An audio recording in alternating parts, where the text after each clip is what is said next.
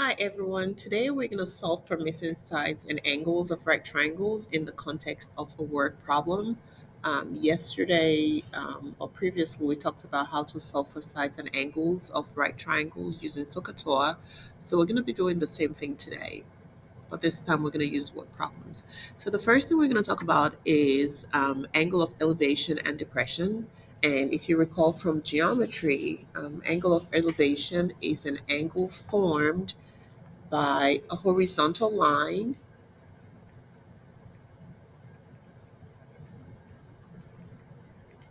and an observer's line of sight to an object above, while the angle of depression is also formed by a horizontal line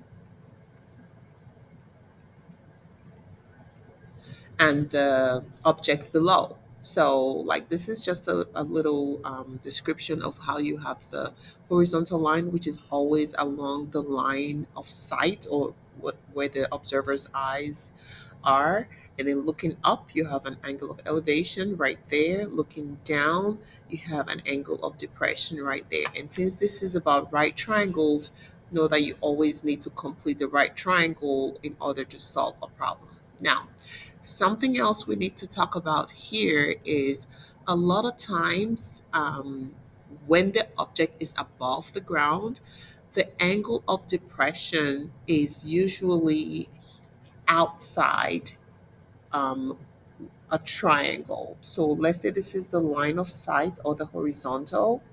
My angle of depression is out here. Okay. Two things you can do. I can complete this right triangle right here, and this is, if I think about parallel lines and transversals, this angle of elevation or elevation right here is always equal to the angle of depression. So if you sketch your triangle and that angle of elevation, which is usually outside the triangle, you might want to write it on the inside corner. Okay, if you do not write it on the inside corner, you will have to draw another triangle right there and use the angle of elevation, depression from up there. Okay, so saying that again, the angle of elevation is always equal to the angle of depression because they are alternate interior angles.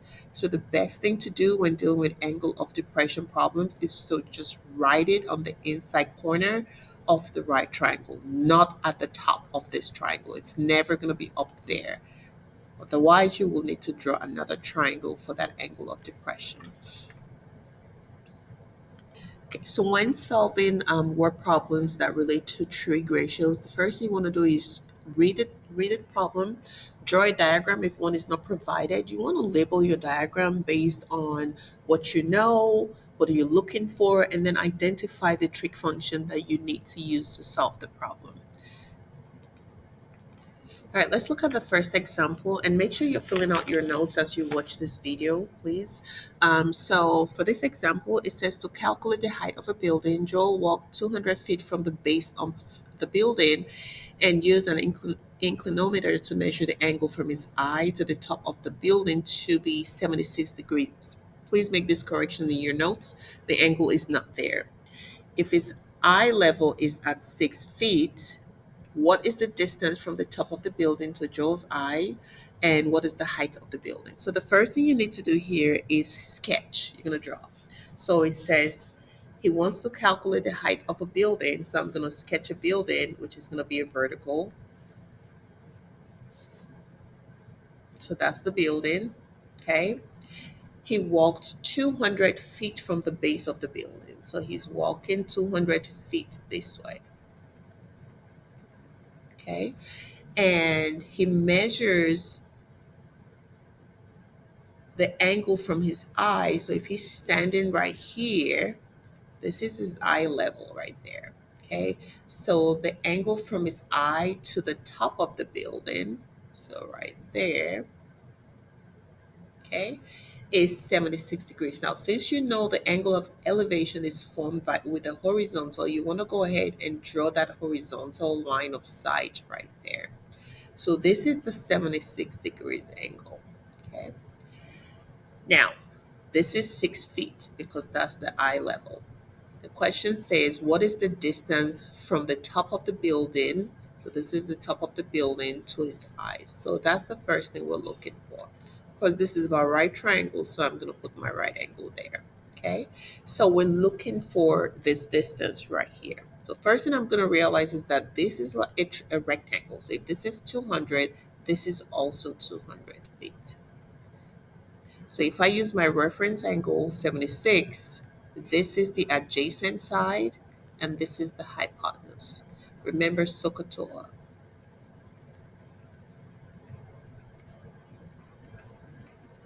All right, so this tells me I'm using adjacent and hypotenuse, which is cosine. So I'm going to say cosine 76 is equal to adjacent, which is 200, over hypotenuse, which is x. Okay, we're going to cross multiply and we'll have x times cosine 76 is equal to 200. We're going to divide both sides by cos 76. When you type that in your calculator, that's going to give me x as 826.7 feet. Okay, that's the first part of the problem. Now, the next part of the problem is asking us to find the height of the building. So let's call the height of the building y. Okay, so once again, we're going to do the same thing. We're going to label based on this angle. So here, this is the opposite and this is the adjacent. So that means we're going to use tangent. Okay, so we're going to have tan 76 is equal to opposite, which is y, over adjacent, which is 200. Okay, so we're going to cross multiply and we have y is equal to 200 times tan 76. If you type that in your calculator, that is going to give you 802.6.2 feet. Now, keep in mind, we only use this part of the figure of the building, right? And we're looking for the height of the building, and we have to consider that the height of Joel is 6 feet. So we're going to put 6 feet over here. So the height of the building is equal to 802.2 plus 6, which is 808.2 feet. So for this next example, it says the angle of depression of one side of a lake measured from a balloon to 2,500 feet directly above the lake is 43 degrees. This is 43 degrees. Okay, so 43 degrees. Excuse me.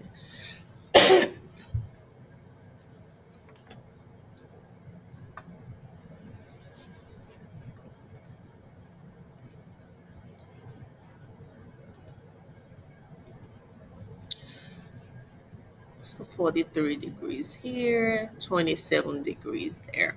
Okay, so first thing I'm going to do is sketch. So I have the lake. So there's a lake down here. And then it says the angle of depression to one side from a balloon. So we have a balloon up here. Okay, let's say this is the balloon. And the balloon is directly above the lake. So the balloon is directly above the lake. So I'm going to draw like a vertical right here. So the angle of depression to one side of the lake is 43 degrees. So I'm going to go angle of depression, which is formed by a horizontal, to one side of the lake. This is 43 degrees. While the angle of depression, so that's the horizontal, to the other side of the lake, let's extend the lake a little bit, is 27 degrees. Okay, so keep paying, take note that these angles right here are outside this triangle right here. So remember this angle of depression is the same thing as the angle of elevation. So I'm going to put the 43 degrees here, and I'm going to put the 27 degrees here. If I don't want to do that, you're going to have to draw a new triangle over here in order to use that angle out there. So the best thing to do is always write it in the opposite corner whenever you deal with angle of depression. So now the question is says calculate the width of the lake. Okay, so this is my right triangle. So two things I'm going to do. I need to calculate the width of the lake. So I can say this is x, and let's say this is y. Okay, and it tells me that this height of this balloon is 2,500 feet. So this is 2,500. So first thing I'm going to do from this angle right here, this is the opposite and this is the adjacent. So I'm going to say tan 43 is equal to opposite, which is 2,500 over the adjacent, which is x. Okay, cross multiply, I have x times tan 43 is equal to 2,500. Divide both sides by tan 43. That gives me x is equal to, you type that in your calculator, that will give you 2,000, 2,680.9 feet. So that's the first part. Then we're going to repeat the process for this section. Same thing, I'm still using tangent. So I'm going to say tan 27 is equal to the opposite, which is 2,500 over the adjacent, which is y. Cross multiply, we have y times tan 27 equal 2,500, and then divide both sides by tan 27.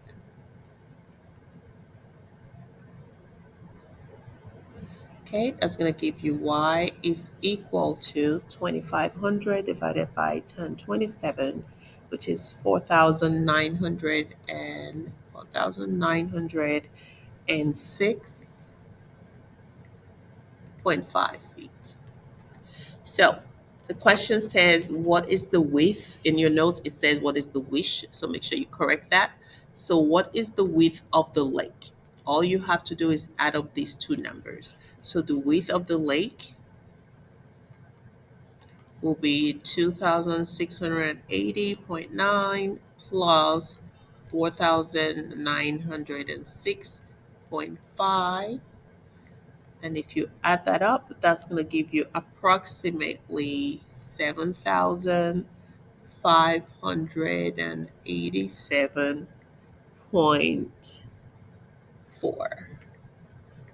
feet. So that's going to be the approximate width of the lake. Please pause the video and watch it again if you have any questions, and make sure you're filling out your notes. All right, take a couple of minutes and try this problem on your own before you watch the video. But in this case, it gives you the diagram already.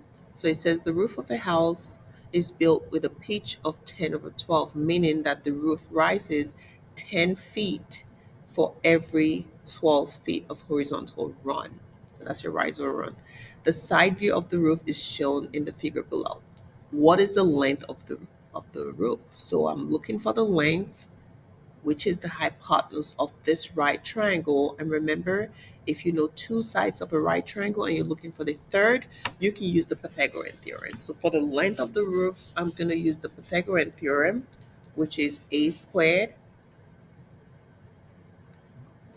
plus b squared equals c squared. So the legs are a and b, hypotenuse is c. So 12 squared plus 10 squared equal L squared. So this is 144 plus 100 equal L squared. So that's going to be 244 equal L squared, and then take the square root, and the length of the roof, L, is going to be the square root of 244, which is 15.6. Okay. Now, the next question is asking us to find the angle at the base of the roof, which is x. So once again, we're using SOHCAHTOA. This is the angle we're looking for. We can use these two sides. So that's opposite and that's adjacent from this angle. That means we're using tangent. So we're using tangent of x is equal to 10 over 12. And remember, anytime you're looking for the angle, you do the inverse of that fraction. So the angle is equal to tan inverse 10 over 12. And if you type that in your calculator, that should give you 39.8 degrees. Okay. Now, this next question is asking us to find y, which is the combination of these two angles right here. So you can either use trig or you can say, okay, I know these two angles, and in a triangle, I know the sum of the angles is 180 degrees. So I can find this angle right here. Let's call this theta, right? And these two angles will be congruent because, of course, this is an isosceles triangle. If you have a roof, the two sides are going to be exactly the same. So if I can find these two angles and add them up, that's going to give me y. Well, if this is 39.8 and that's 90, I can do 180 minus 39.8 plus 90. So 39.8 plus 90. Okay. And that's going to give us 129.8. So 180 minus 129.8. And that gives me one part of the angle as 50.2. So this is 50.2. Okay. And because we have these two angles, that's why I'm going to multiply that by 2. And that's going to give me that angle as 100.4 degrees. Okay, so that's going to be y.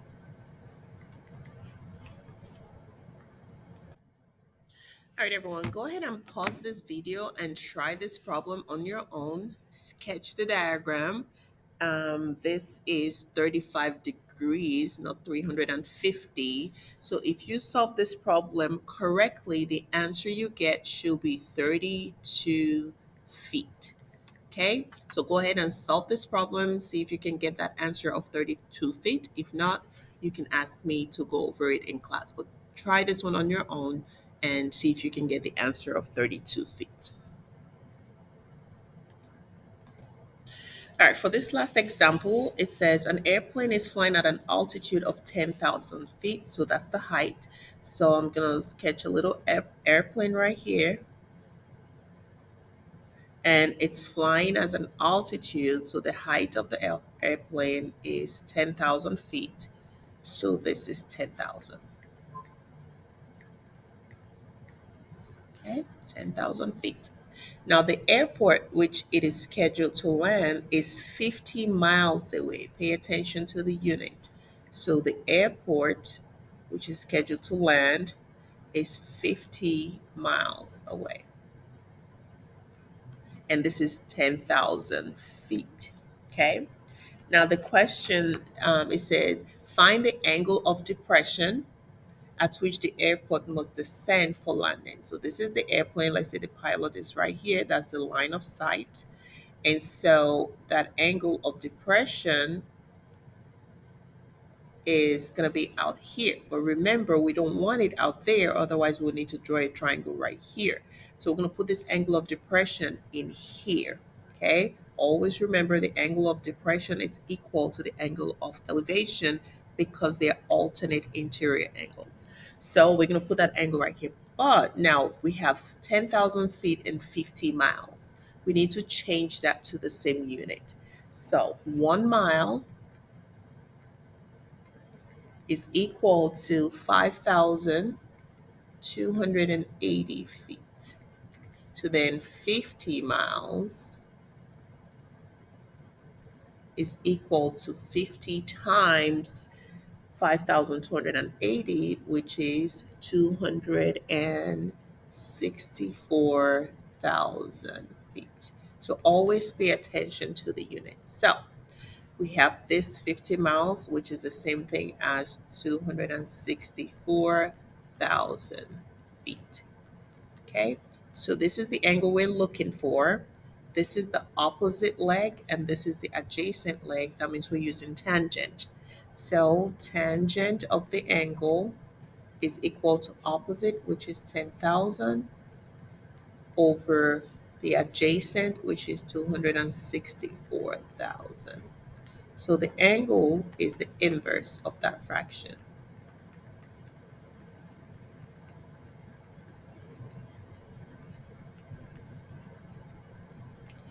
And if you type that in your calculator, so 10,000 divided by 264,000 should give you about approximately 2.2 degrees.